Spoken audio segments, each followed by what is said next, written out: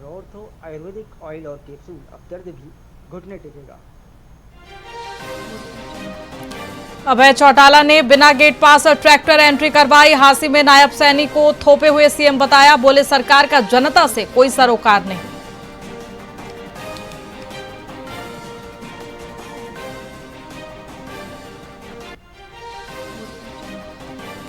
हांसी में किसानों और प्रशासन के बीच बनी सहमति। गेहूं की फसल जलने पर मुआवजे का आश्वासन मिला। लगातार चल रहा किसानों का प्रदर्शन खत्म।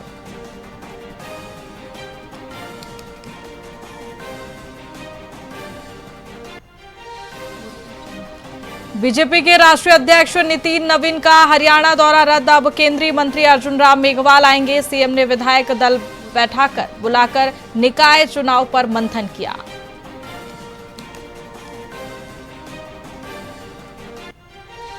कुरुक्षेत्र एक्सीडेंट में अंबाला के युवक की मौत। दोस्त को छोड़ने आया था। एसआई पिता का 4 साल पहले निधन। परिवार में मचा मातम।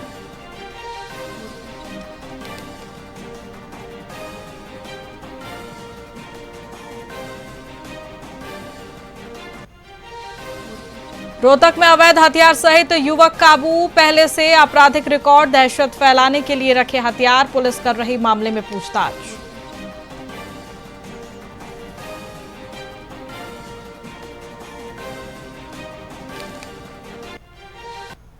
नमस्कार, मैं आपके साथ खुशी गोस्वामी। वीआईपी न्यूज में आप सभी का बहुत बहुत स्वागत है। रुक करेंगे खबरों की ओर। नोएडा और मानेसर के बाद अब फरीदाबाद में भी मजदूरों का गुस्सा सड़कों पर देखने को मिला है। सराय ख्वाजा के सेक्टर 37 में सैकड़ों मजदूरों ने सड़क जाम कर प्रदर्शन किया। मजदूरों ने कंपनियों पर बढ़ा हुआ वेतन न देने और बुनियादी सुविधाएं उपलब्ध न कराने का आरोप लगाया है। उनका कहना है कि वर्षों से काम करने के बावजूद सैलरी में कोई बढ़ोतरी नहीं हुई। प्रदर्शन के कारण कई घंटों तक यातायात बाधित रहा। मौके पर पहुंची पुलिस और अधिकारियों ने समझा बुझाकर जाम खुलवाया और मांगों पर विचार का आश्वासन दिया गया। सैलरी को लेके हमारी सैलरी नहीं बढ़ रही है और सैलरी जो बता रहे हैं हमें 15,000 बता रहे हैं, इसमें से पीएफ वगैरह कट के हमें 13,000 कुछ मिलेगी। अब आप बताइए इतनी महंगाई के जमाने में हमें क्या मिलेगा? गवर्नमेंट के रेट तो वही है ना सर, एक दिन का आप बताइए कितना है? 750 कुछ है ना? 783। अब यहाँ पे कितनी दे रहे हैं हमें? ये तो हमें लेबर का चार्ज दीजिए, जो मजदूर होते हैं उनका भी नहीं दे रहे। इससे अच्छा तो मजदूरी कर ले, हम यहाँ क्यों काम करें? आप बताइए सर, इतने में कुछ हो जाता है? 20,000 भी देंगे ये हमें, तो उसमें से भी काट के देंगे ना, तभी जाके तो 17-18 होगी हमें। 4 साल हो गया काम करते हैं। तो 4 साल में कोई सैलरी नहीं बढ़ी? नहीं सर, सैलरी वही है हमारी 9,000। जो छुट्टी नहीं करेगा 9,500 रुपए आती है। 9,800? हाँ, 9,800।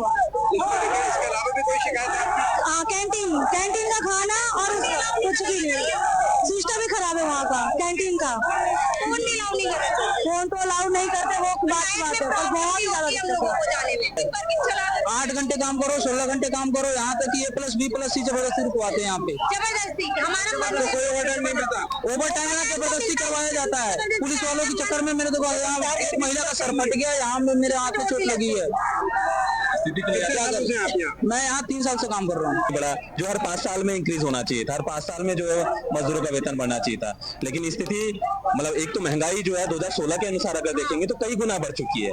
आज खुद जो है जब मजदूर सड़कों पर उतर रहे हैं, मानेसर में, गुड़गांव में, नोएडा में, तो मजदूर सड़कों पर उतर रहे हैं, तो हरियाणा सरकार आनंद फानंद में 15,220 रुपए का ग्रेड लेके आई है।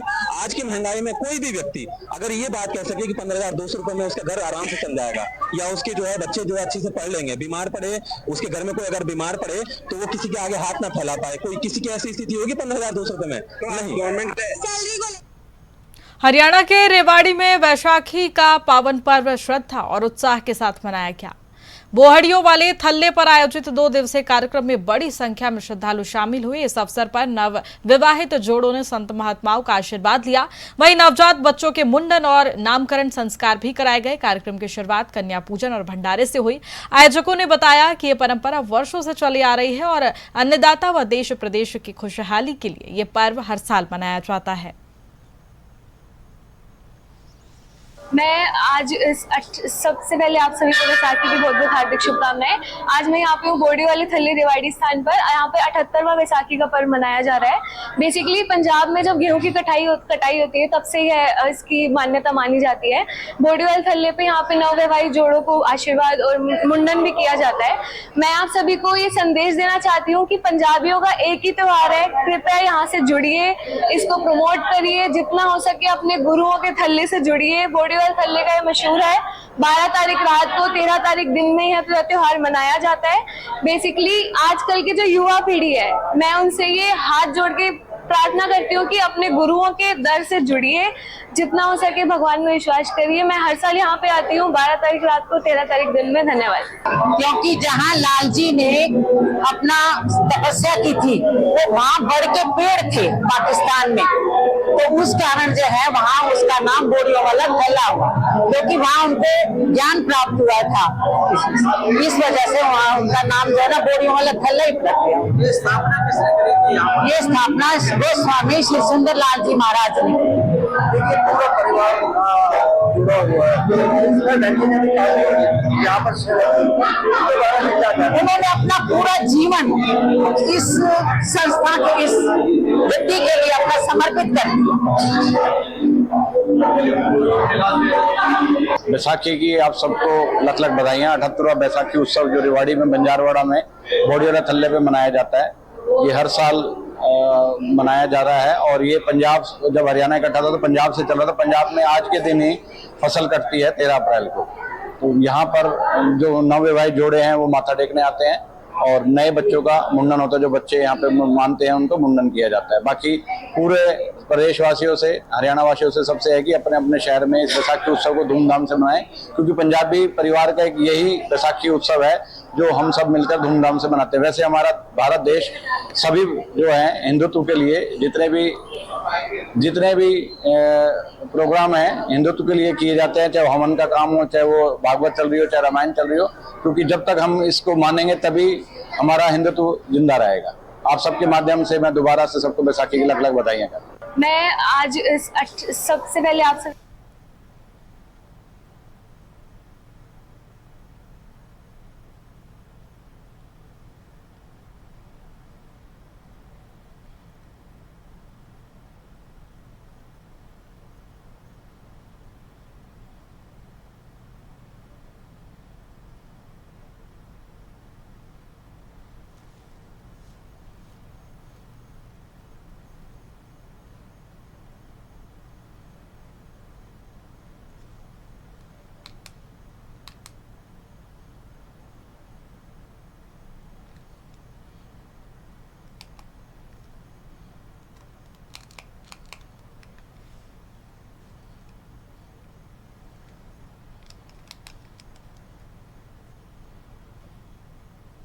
राजोखेड़ी गांव के खेतों में भीषण आग लगने से किसानों को भारी नुकसान हुआ है।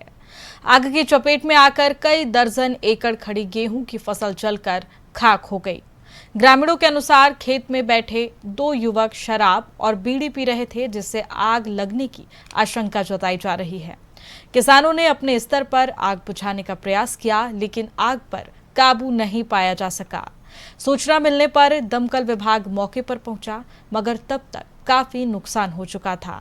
इससे पहले इजराना क्षेत्र के लाखू बुआना में भी सैकड़ों एकड़ फसल जल चुकी है।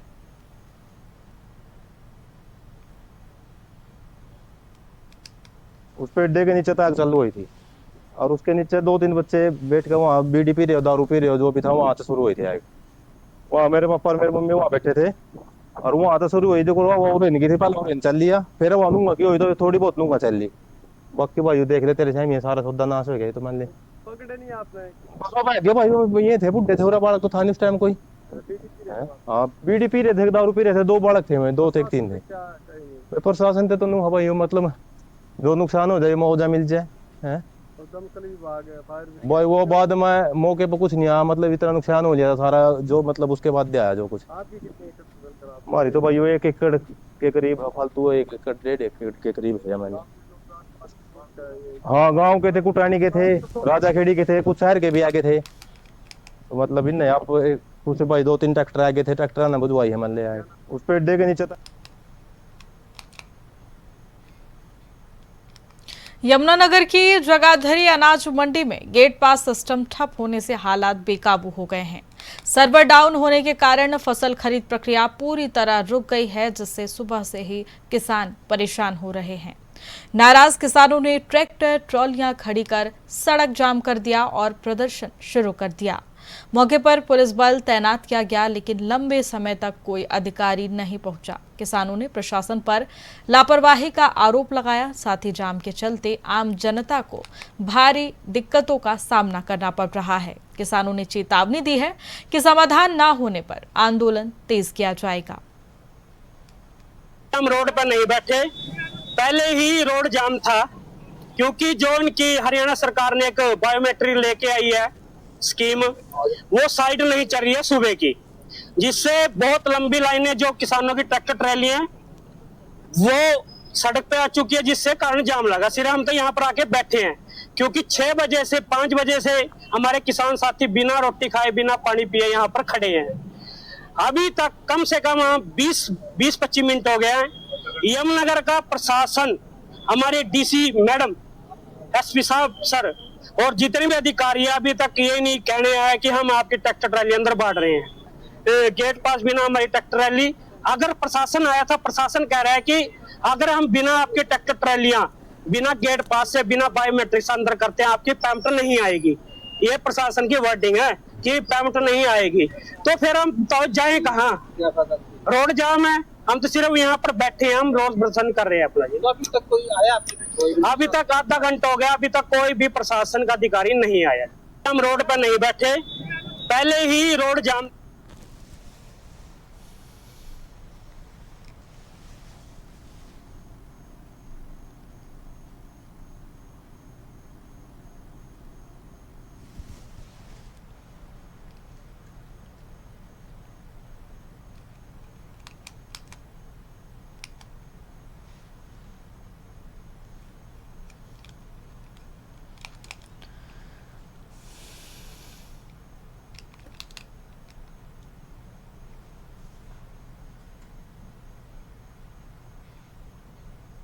हरियाणा राज्य चुनाव आयोग ने निकाय चुनाव का ऐलान कर दिया है। रेवाड़ी नगर परिषद और धारूहेड़ा नगर पालिका में भी चुनाव होंगे। वहीं उपायुक्त एवं जिला निर्वाचन अधिकारी अभिषेक मीणा ने बताया कि चुनाव को लेकर प्रशासन ने तैयारियां पूरी कर ली है और लंबित कार्य तेजी से निपटाए जा रहे हैं। वहीं 15 अप्रैल को नोटिफिकेशन जारी होगा, जबकि 21 से 25 अप्रैल तक नामांकन प्रक्रिया चलेगी।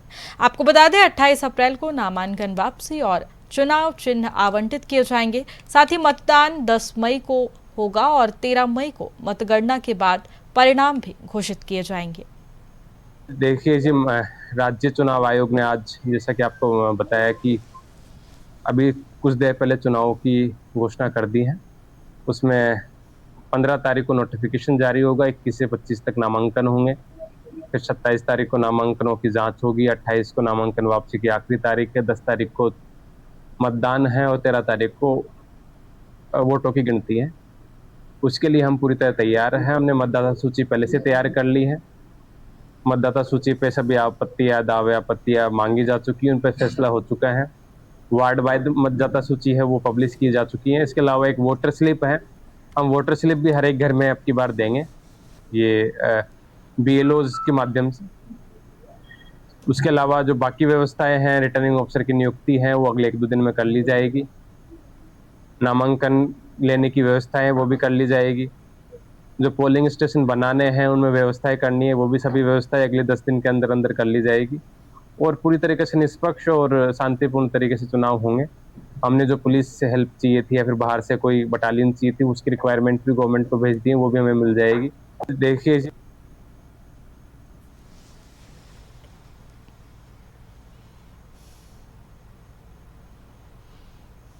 फिलहाल खबरों में इतना ही। बने रहिए हमारे साथ VIP न्यूज पर। नमस्कार।